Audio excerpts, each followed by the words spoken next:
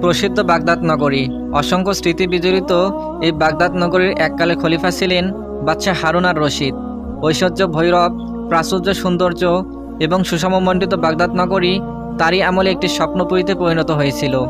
আবদুল্লাহ ছিল তারই ঐরস্যজাত সন্তান, যিনি পরবর্তীতে মামুনুর রশিদ নামে ব্যাপক প্রসিদ্ধি লাভ করেছেন।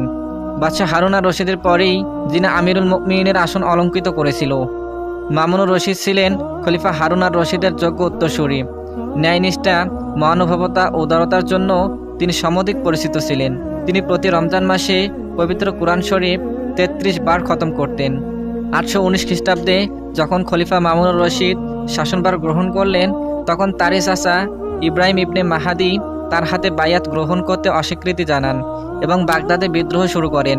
তার বিদ্রোহ দমনের জন্য প্রগাঢ় প্রজ্ঞা, দৃঢ় সংকল্প, অপূর্ব বুদ্ধিমত্তা ও নির্ভীক চরিত্রের অধিকারী খলিফা মামুনুর রশিদ কাল বিলম্ব না করে একটি শক্তিশালী বাহিনী প্রস্তুত করেন এবং সমগ্র ইরাকে ঘোষণা দেন যে যে ব্যক্তি আমার চাচা ইব্রাহিম ইবনে মাহাদিকে গ্রেফতার করে দিতে পারবে তাকে ১,০০,০০০ দিরহাম পুরস্কার দেওয়া হবে। একদা ইব্রাহিম ইবনে মাহাদি বলেন, যখন খলিফা মামুনুর রশিদ আমাকে বন্দী করার জন্য ১,০০,০০০ দিরহাম পুরস্কার ঘোষণা করলেন, তখন আমি ভাবলাম এই পরিস্থিতিতে বাগদাদে অবস্থান করা আমার জন্য মোটেও নিরাপদ নয়। তাই আমি নিরুপায় হয়ে ঘর থেকে বেরিয়ে পড়লাম। তখন ছিল গরমের মৌসুম। দুপুরের খৈফাটা প্রচণ্ড রৌদ্রের মধ্যে আমি উদ্ভ্রান্তের মতো হেঁটে চলছিলাম। বিরামহীন এই চলার কোনো গন্তব্য আমার ছিল না। উদ্দেশ্যহীনভাবেই আমি একদিকে হাঁটছিলাম। এভাবে হাঁটতে হাঁটতে একসময় আমি একটি গলির মধ্যে ঢুকে পড়লাম। গলির সরু পথ ধরে কিছুক্ষণ চললাম। হঠাৎ দেখি পথটি সামনের দিক থেকে সম্পূর্ণরূপে বন্ধ। সামনে এগোবার কোনো রাস্তা নেই। পিছনে ফিরে যাওয়া ভালো মনে করলাম না। কিংকর্তব্য বিমূঢ় হয়ে দাঁড়িয়ে পড়লাম। ভাবনার সমুদ্রে হারিয়ে গেলাম আমি। মৃত্যু ভয় চারদিক থেকে ঘিরে ধরলো আমাকে। মনে হলো এই বুঝে আমি ধরা পড়ে গেলাম। আমি চিন্তা করছিলাম, হঠাৎ এক কৃষ্ণকায় যুবকের মায়াময় চেহারা আমার চিন্তায় ছেদ ফেললো। সে তার ঘরের দরজায় দাঁড়িয়ে। তাকে দেখে কেন যেন হৃদয়ে এক আশার সঞ্চয় হলো। আমি ধীর পথে যুবকের নিকট এগিয়ে গেলাম। অত্যন্ত বিনয়ের সাথে বললাম, ভাই, কিছু সময়ের জন্য আমাকে তোমার ঘরে আশ্রয় দিবে? যুবক বলল, অবশ্যই দিব, আসুন, ভিতরে আসুন।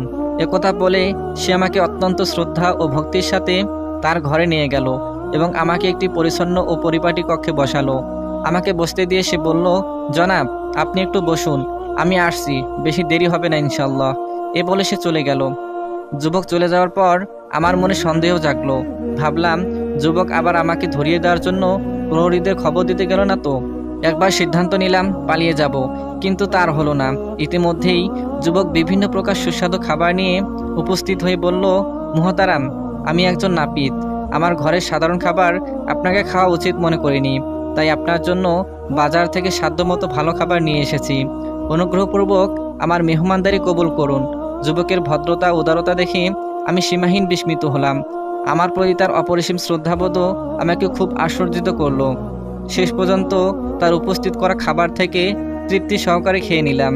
খানা শেষ করার পরও অস্থিরতা ও পেরেশানির ছাপ আমার চোখে মুখে সুস্পষ্ট পরিলক্ষিত হচ্ছিল। এই অস্থির ভাব যুবকের সুতৃক্ত নজরকেও এড়াতে পারল না। আমার অস্থিরতায় যেন সেও অস্থির হয়ে গেল।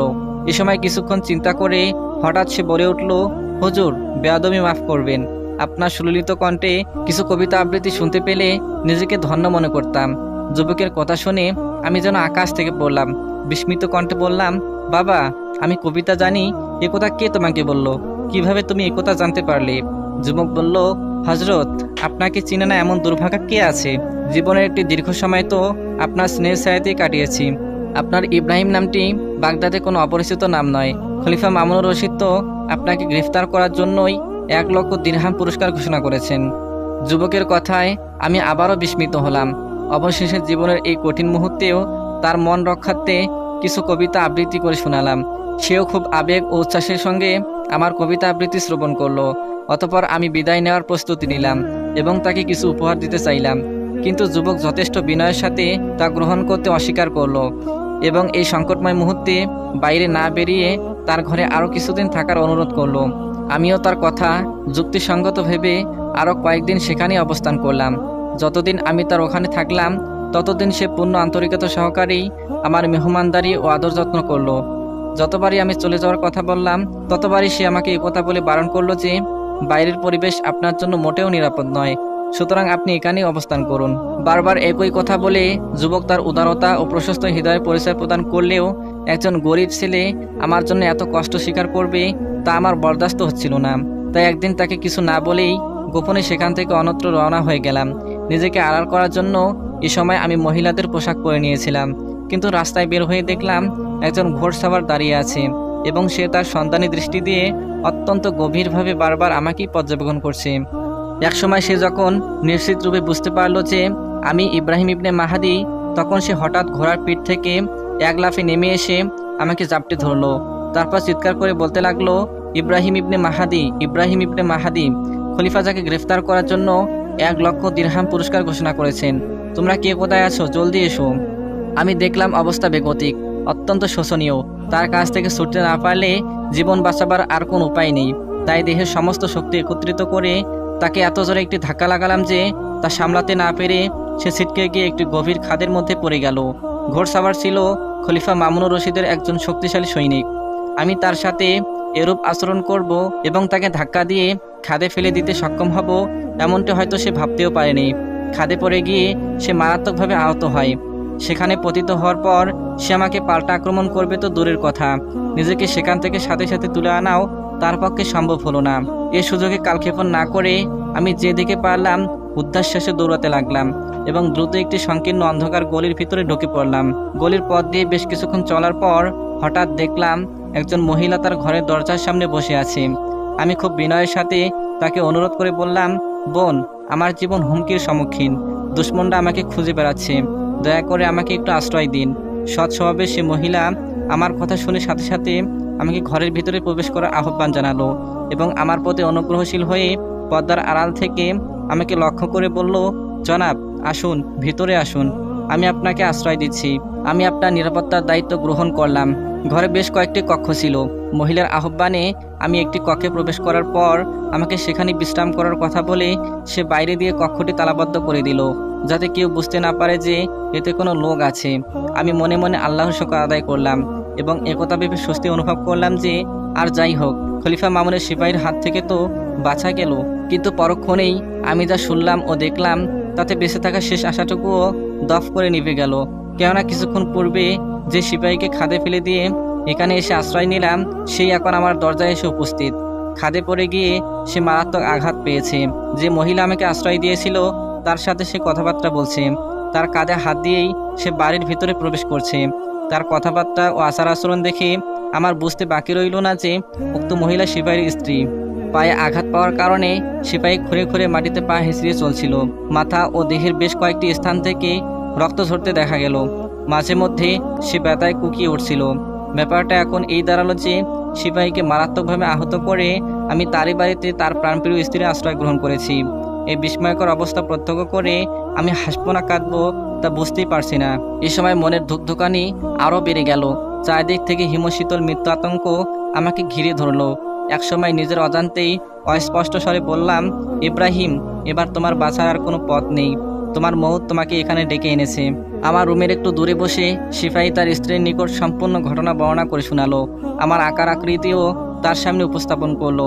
আমার বয়স আনুমানিক কত হবে তাও সে বলতে ভুল করলো না।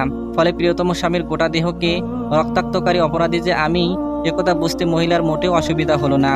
এমত অবস্থায় মহিলা কি কঠিন সিদ্ধান্ত নেবে তা বলাই বাহুল্য।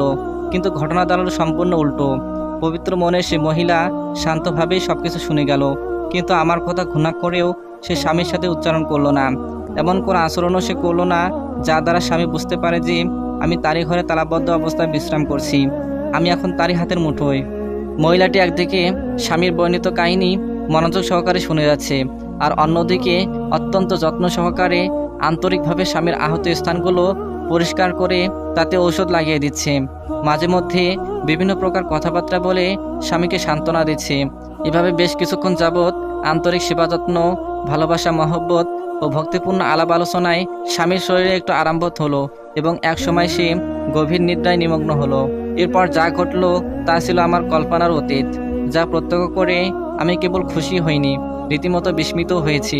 একজন মহিলা আপন কলিজার টুকরো স্বামীকে রক্তাক্ত অবস্থায় দেখেও কেবলই অঙ্গীকার পালনের জন্য অপরাধীকে এমনভাবে ক্ষমা করে দিতে পারে, তার সাথে এমন সৌজন্যমূলক ভদ্র ব্যবহার করতে পারে, উপরন্তু 1,00,000 দিরহাম পুরস্কারকে কোরবানি করে দিতে পারে তা আমার ধারণাও ছিল না।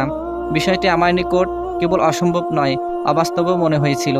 কিন্তু মহিষী এ নারীর বেলায় তাই ঘটল। যাই হোক, স্বামীকে ঘুম পাড়িয়ে এই বিদুষী মহিলা হালকা পায়ে আমার দরজায় এসে দাঁড়ালো। তাকে আসতে দেখে আমি ভেবেছিলাম এবার আর আমার রক্ষা নেই, কিন্তু বাস্তবে দেখলাম ভিন্ন কিছু। সে আমার কাছে এসে অত্যন্ত গাম্ভীর্যপূর্ণ ভাষায় নিম্নস্বরে বলল, ভাই, এই সিপাহী যাকে আপনি মারাত্মকভাবে জখম করেছেন তিনি আমার স্বামী। আর একজন দিনদার স্ত্রী তার স্বামীকে কতটুকু শ্রদ্ধা করে, কি পরিমাণ মহব্বত করে তা হয়তো আপনার অজানা নয়। একে তো আপনি রাষ্ট্রদ্রোহিতার অপরাধে চরম অপরাধী। আবার আমার কলিজার টুকরো স্বামীকে আহত করে সেই অপরাধের মাত্রাকে আরও বহুগুণে বাড়িয়ে তুলেছেন। উপরন্তু আপনাকে এখন বন্দি করে খলিফার হাতে তুলে দিলে আমরা 1,00,000 দিরহাম পুরস্কার পেতে পারি, এবং সেখানে আপনাকে অপমানিত হতে দেখে নিজেদের প্রতিশোধ স্পৃহা চরিতার্থ করতে পারি। কিন্তু এতটুকু বলার পর তার গলা রুদ্ধ হয়ে আসে, মুখ থেকে কোনো কথা সরে না, ছলছলিয়ে ওঠে আখির যুগল। প্রিয়জনের এ কাহিনীর প্রতিক্রিয়ায় বড় দুফোঁটা তপ্ত অশ্রু মুক্ত ধারার ন্যায় নিচে গড়িয়ে পড়ে। স্বামীর রক্তাক্ত দেহের দিকে একবার তাকিয়েই সে দুহাত দিয়ে মুখ ঢেকে মাটিতে বসে পড়ে। ছোট্ট শিশুটির মতো মুখ গুজে কিছুক্ষণ কাঁদে, আবেগে আপ্লুত হয়ে পড়ে সে। তারপর নিজেকে সামলে নিয়ে আসলে চোখ মুছে সে আবার বলতে থাকে, কিন্তু ভাইজান, আমি একজন মুসলিম নারী, আপনাকে আমি আশ্রয় দিয়েছি, নিরাপত্তা দেওয়ার অঙ্গীকার করেছি। আপনি আমাকে বিশ্বাস করে আশ্বস্ত হয়েই আমার ঘরে আশ্রয় নিয়েছেন, সুতরাং কিছুতেই আমি আপনার সাথে বিশ্বাসঘাতকতা করতে পারি না। আমি আপনার অঙ্গীকার পালনের জন্য যে কোনো ধরনের কোরবানি দিতে প্রস্তুত। আমার মানবতা ও ভদ্রতা কখনো এমনটি মেনে নিবে না যে আমার আশ্রয়ে থাকাকালীন আপনার কোনো কষ্ট হোক। মহিলার কথা শুনে আমি লজ্জায় ও ভয়ে মাথা নিচু করে বসে রইলাম। আমার মুখ থেকে একটু শব্দও বেরোলো না। মনে মনে বললাম, আল্লাহ, এই কোনো মহিলা না ফেরেশতা? এমন অনুপম চরিত্র ও সুন্দর আদর্শের নারীও কি তাহলে পৃথিবীতে আছে, যারা কেবলই ওয়াদা রক্ষার খাতিরে এত বড় উদারতার পরিচয় দিতে পারে, 1,00,000 দিরহামের মায়াকে অবলীলায় ধুলোর সাথে মিশিয়ে দিতে পারে আদরের স্বামীর প্রাণঘাতী শত্রুকে হাতের মুঠোয় পেয়েও এরূপ সৌজন্যমূলক কথাবার্তা বলতে? আমি কথাবার্তা না বলে হতবম্বের মতো বসে রইলাম। মহিলার বলে যাওয়া কথাগুলো চিন্তা করতে লাগলাম। এভাবে চিন্তার অতই সাগরে হারিয়ে গেলাম। হঠাৎ মহিলাটি আবার কথা শুরু করলো। আমি সম্বিত ফিরে পেয়ে তার কথার দিকে মনোনিবেশ করলাম। সে বলল, ভাই, আমার স্বামী এখন গভীর ঘুমে আচ্ছন্ন, একটু পরেই হয়তো ঘুম থেকে জেগে উঠবেন। তাই দেরি না করে আপনি এখনই এখান থেকে অন্যত্র সরে যান। আমার স্বামী যদি জেগে ওঠেন তবে তা আপনার ও আমার উভয়ের জন্যই বিপদের কারণ হবে। সুতরাং আর এক মুহূর্তেও বিলম্ব না করে আপনি চুপচাপ বেরিয়ে পড়ুন। মহিলার কথা শেষ হওয়ার পর তাকে কৃতজ্ঞতা জানিয়ে কম্পমান পদে ধীরে ধীরে সেখান থেকে অজানা গন্তব্যের উদ্দেশ্যে আবারও বেরিয়ে পড়লাম। সেখান থেকে বের হওয়ার পর গোটা দুনিয়া আমার চোখের সামনে অন্ধকার হয়ে এলো। মৃত্যু ভয়ে আমার আপাদমস্তক কাঁপতে শুরু করলো। এই সংকটময় মুহূর্তেও আমি মহিলার মহানুভবতা ও তার অঙ্গীকার পালনের অনুপম দৃষ্টান্তের কথা বারবার স্মরণ করে সামনে অগ্রসর হতে থাকলাম। এভাবে কিছুদূর চলার পর হঠাৎ আমার এক প্রিয় বাদীর কথা মনে পড়ল। মনে মনে বললাম, আরে, এই বিপদ মুহূর্তে তো আমি তার কাছ থেকে সহায়তা নিতে পারি। একথা চিন্তা করে সাথে সাথে তার বাড়ির দিকে রওনা দিলাম। যখন আমি তার ঘরের দরজায় পৌঁছালাম তখন আমাকে দেখতে পেয়ে সে সাথে সাথে ঘর থেকে বেরিয়ে এলো এবং খুব বেকুল হয়ে ফুফিয়ে ফুফিয়ে কাঁদতে শুরু করলো। কিন্তু তার এ কান্না যে মায়া কান্না ছিল তা আমি বুঝতে পারিনি। অতঃপর সে আমাকে ঘরে নিয়ে গেল এবং আমার সাথে সান্ত্বনামূলক অনেক কথাই বলল।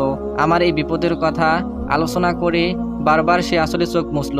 এই অবস্থা প্রত্যক্ষ করে আমি আল্লাহ পাকের শুকর আদায় করলাম। ভাবলাম, জীবনের এই কঠিন মুহূর্তে কয়েকটা দিন হলেও তার নিকট নিশ্চিন্তে থাকা যাবে। এর পরের ঘটনা সম্পূর্ণ অবিশ্বাস্য। একজন বাদী আপন মুনিবের সাথে এমন বিশ্বাসঘাতকতা করতে পারে তা আমি কল্পনা করতে পারিনি। সে আমাকে ঘরে বসিয়ে কিছু সময়ের জন্য বাইরে বেরিয়ে গেল। আমি ভাবলাম, নিশ্চয়ই সে আমার জন্য খাবারের ব্যবস্থা করতে গেছে। এ সময় আমার পেটেও ছিল প্রচণ্ড ক্ষুধা। তাই এ কথা ভেবে খুশি হলাম যে এখন কিছু খাওয়া দাওয়া করে কিছুক্ষণ আরাম করা যাবে। কিন্তু অল্পক্ষণের মধ্যেই আমার আশায় বালি পড়ল। আমি বাস্তবে যা দেখলাম তা আমার কল্পনাকে হার মানালো। বাদী এবার ফিরে এলো, তবে একা নয়, কয়েকজন নওজোয়ান সিপাহীকে সঙ্গে নিয়ে। তার চোখে মুখে আনন্দের ছাপ। সে একগাল দুষ্টুমি ভরা হাসি দিয়ে বলল, এই দৃশ্য দেখে আপনি হয়তো আমাকে অকৃতজ্ঞ ভাবছেন, কিন্তু তাতে আমার কিছুই আসে যায় না।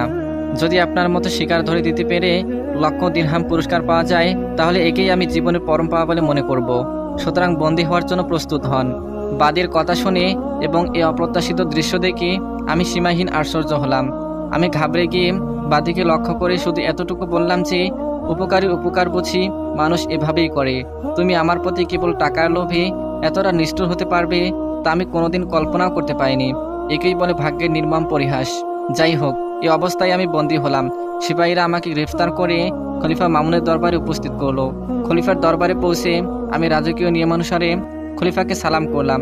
খলিফা আমার সালামের জবাব দিল বটে, কিন্তু রাগে গোস্বায় তখন তিনি কটমট করছিলেন। গোটার দরবারে তখন একটা থমথমে অবস্থা বিরাজ করছে। কেউ কোনো কথা বলছে না। রাষ্ট্রদ্রোহী বিদ্রোহীদের শাস্তি কতটা কঠিন ও নির্মম এবং তার শেষ পরিণতি কী হবে এখানকার সকলেই তা জানে। আর এ কথা আমারও অজানা ছিল না। বিভীষিকাময় মৃত্যু তখন আমাকে হাতছানি দিয়ে ডাকছিল। আমি জানতাম ন্যায়পরায়ণ এ খলিফার দরবারে স্বজনপ্রীতির কোনো স্থান নেই। অপরাধী হিসেবে যে যতটুকু শাস্তির যোগ্য তাকে তাই ভোগ করতে হবে। তথাপি আমি জীবন রক্ষার শেষ চেষ্টা হিসেবে একটু সাহস সঞ্চয় করে বললাম, আমিরুল মুমিনিন, দয়া করে আমার ব্যাপারে তাড়াহুড়ো করবেন না। একথা নিঃসন্দেহে শতভাগ সত্য যে একজন বিদ্রোহী হিসেবে আমি কঠোর শাস্তির যোগ্য, কিন্তু আপনার উদারচিত্ত ও দয়াভরা অন্তরের কাছ থেকে ক্ষমা লাভের ব্যাপারে আমি নিরাশ নই। আমি জানি আমার অপরাধ অন্য সব অপরাধের চেয়ে বড়, কিন্তু আপনার বেনজির উদারতা এবং হৃদয়ের প্রশস্ততা আমার অপরাধের চাইতেও বিশাল। আজ যদি আপনি আমাকে শাস্তি দিতে চান তবে অবশ্যই আমি তার উপযুক্ত, আর আপনার সে অভিপ্রায়ে বাধা দানের ক্ষমতাও কারো নাই। কিন্তু আপনি যদি তা না করে আমাকে ক্ষমা করে দেন তবে তা আপনার মহানুভবতারই পরিচয় হবে এবং বিশ্বের ইতিহাসে আপনার নাম সোনালী অক্ষরে লিপিবদ্ধ থাকবে। আমার কার্যাবলী যদিও ভদ্রতা পরিপন্থী ছিল, কিন্তু তাই বলে আমিরুল মুমিনিনের কাজও ভদ্রতা পরিপন্থী হবে এমন কল্পনা করাও আরেকটি অন্যায় ছাড়ার কিছুই নয়। আমার কথাগুলো খলিফা গোগ্রাসে গিয়েছিল। মনে হলো প্রতিটি কথাই যেন তার হৃদয়ের গহীন করে মৃদু আঘাত করলো, আর তারই প্রভাবে তার চেহারার রং পাল্টে গেল। বিরক্তি, বিষণ্ণতা ও নিষ্ঠুরতার পরিবর্তে সে চেহারায় একটি মায়ের স্পষ্ট আবরণ ছেয়ে গেল। দারুণ প্রভাবিত হয়ে পড়লেন তিনি। এভাবে কিছুক্ষণ অতিবাহিত হওয়ার পর তিনি উপস্থিত সভাসদদের দিকে জিজ্ঞাসু দৃষ্টিতে তাকালেন। তারপর বললেন, উপস্থিত পরিষদবর্গ, এ আসামির ব্যাপারে আপনাদের অভিমত কি? খলিফার প্রশ্ন শেষ হতে না হতেই তারা এক বাক্যে বলে উঠল, নির্মম মৃত্যুদণ্ডই এ আসামির উপযুক্ত শাস্তি। রাষ্ট্রদ্রোহিতার স্বাদ কত তিক্ত, নিষ্ঠুর মৃত্যুই তাকে উত্তম রূপে বুঝিয়ে দিবে। কিন্তু দরবারে উপস্থিত উজিরে আজম আহমাদ ইবনে খালেদ শুধু ভিন্ন মত পেশ করলেন। তিনি বললেন, আমিরুল মুমিনিন, বিদ্রোহী আসামিকে নিষ্ঠুর শাস্তি দিয়ে হত্যা করা একটি সচরাচর ব্যাপার। ইতিহাসে এটা কোনো দুর্লভ বিষয় নয়। তবে আপনি যদি আপনার প্রশস্ত মন, অপরিসীম উদারতা ও বিশাল মহানুভবতার কথা স্মরণ করে তাকে ক্ষমা সুন্দর দৃষ্টিতে দেখেন, তাহলে ইতিহাসের সোনালী পাতায় আপনার নাম চিরদিন আম্লান হয়ে থাকবে। অনাগত ভবিষ্যতের পরবর্তী প্রজন্ম আপনার নাম শ্রদ্ধাভরে স্মরণ করবে। খলিফা মামুন অত্যন্ত গুরুত্ব ও মনোযোগ সহকারে উজিরে আজমের কথাগুলো শ্রবণ করলেন। তারপর আমার প্রতি একটি অর্থপূর্ণ দৃষ্টি দিয়ে বললেন, আজ যদি বিদ্রোহী হওয়ার কারণে আমি আমার চাচার গায়ে তীর চালাই তবে সেটা কার গায়ে লাগবে? সেটা তো প্রকান্তরে আমার গায়েই লাগবে। আমিরুল মুমিনিনের কথা শুনে আমার শুষ্ক ঠোঁটে খেয়ে গেল এক টুকরো হাসি। খুশিতে ঝলকিত হয়ে উঠল আমার গোটা চেহারা। চোখের কোণে দেখা দিল বাঁধ ভাঙা অশ্রু। তবে এই অশ্রু দুঃখের নয়, আনন্দের, বেদনার নয়, খুশির। মনে হলো এটিই যেন আমার জীবনের সবচেয়ে বড় আনন্দের দিন, সবচেয়ে বড় খুশির দিন। তাই সীমাহীন আবেগে আপ্লুত হয়ে পড়েছিলাম আমি। অবশেষে নিজেকে সামলে নিয়ে আলহামদুলিল্লাহ বলে খোদার শুকর আদায় করলাম। এ সময় খলিফা মামুন আল্লাহ পাকের দরবারে সিজদানত হলেন এবং কিছুক্ষণ পর মাথা উত্তোলন করে আমাকে জিজ্ঞেস করলেন, চাচা যান, আপনি কি জানেন আমার সিজদার কারণ কি? আমি বললাম, আমিরুল মুমিনিন, এর কারণ হয়তো এই হবে যে আল্লাহ পাক দয়া করে আমাকে আমিরের বাধ্যকতা হওয়ার তৌফিক দান করেছেন। খলিফা বললেন, না চাচা যান, আমি সিজদায় শুকর এজন্য আদায় করলাম যে আল্লাহ পাক আমার ক্রোধের আগুন নিভিয়ে দিয়েছেন এবং আমাকে আপনার প্রতি ক্ষমা প্রদর্শন করার তৌফিক দিয়েছেন। একথা শুনে আমি আবারও খোদার দরবারে কালিমাতুশ শুকর আদায় করলাম। অতঃপর খলিফা মামুনুর রশিদ আসন থেকে নেমে আমার কাছে এসে বললেন, আত্মগোপনের দিনগুলো আপনার কিভাবে কোথায় কেটেছে তার কিছু বিবরণ আমাদেরকে শোনান। আমি সবাইকে পুরো বিবরণ শোনালাম। আমার বক্তব্য সকলেই মনোযোগ সহকারে শুনল এবং যার পরনেই আশ্চর্য হলো। সর্বশেষ আমি বললাম, আজ আমার সকল অন্ধকার দূর হয়ে গেছে। আমার মনে আর কোনো দুঃখ নেই। খলিফার আনুগত্য স্বীকার না করে সত্যিই আমি মহাভুল করেছিলাম। আল্লাহ আমাকে সত্যের পথে ফিরে আসার তৌফিক দিয়েছেন। এখন আমি প্রাণ ভরে নিঃশ্বাস নিতে পারছি, দিনের আলো বাতাস উপভোগ করতে পারছি। এবার রাতের অন্ধকার দূর হয়ে আমার জীবনে নেমে এসেছে প্রভাত। আমার কথা শেষ হওয়ার পর খলিফা ওই যুবককে ডাকলেন, যে শ্রদ্ধাভরে সযত্নে আমার মেহমানদারি করেছিল। তারপর অঙ্গীকার পালনকারী ওই মহিষী মহিলাকেও ডাকলেন, যে নিজের অঙ্গীকার রক্ষার খাতিরে প্রেমা সম্পদ স্বামীর প্রাণঘাতী শত্রুকেও নিঃসংকোচে ক্ষমা করে দিয়েছিল। অতঃপর ওই ধোঁকাবাজ লোভীবাদীকে উপস্থিত করলেন, যে কয়েকটি দিরহামের লোভে আপন মনিবের সাথে বিশ্বাসঘাতকতা করে তাকে হত্যার জন্য খলিফার দরবারে পেশ করেছিল। সর্বশেষ লোভীবাদীকে ডাকলে সে পুরস্কারের আশায় দৌড়ে এলো, কিন্তু খলিফা তাকে পুরস্কারের পরিবর্তে মনিবের সাথে বেঈমানের দৃষ্টান্তমূলক শাস্তি দিলেন।